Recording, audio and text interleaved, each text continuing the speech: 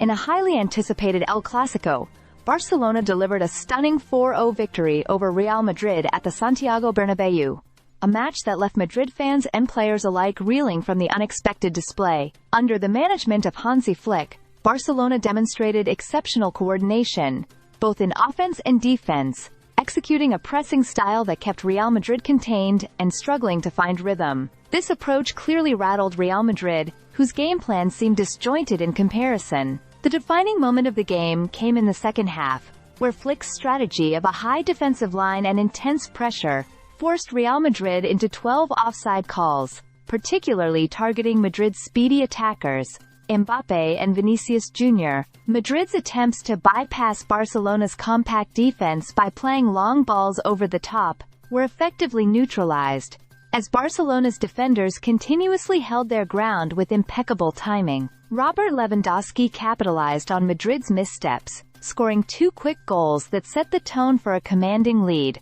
followed later by goals from Lamine Yamal and Rafinha to seal the result. Real Madrid's issues were as much psychological as tactical. Despite the talent of players like Jude Bellingham, Eduardo Camavinga, and Federico Valverde, Madrid's attempts to press Barcelona lacked the cohesion necessary to disrupt Barcelona's play. The physical demands on Madrid's players became evident as they were pushed into extended defensive efforts, draining their energy by the second half. Flick's Barcelona, however, maintained their structure and composure, amplifying the pressure, which contributed to Madrid's unraveling. In the post-match discussions, Real Madrid's coach Carlo Ancelotti reflected on the team's inefficacy in breaking down Barcelona's defense and their struggle with pressing effectively. Ancelotti acknowledged that Madrid's players had been working harder than ever to contain the rivals' pace, but also hinted at the psychological toll that Barcelona's quick 2-goal lead had taken on his team. Lamine Yamal, reflecting on Barcelona's performance, pointed out that they felt Madrid was unusually fatigued,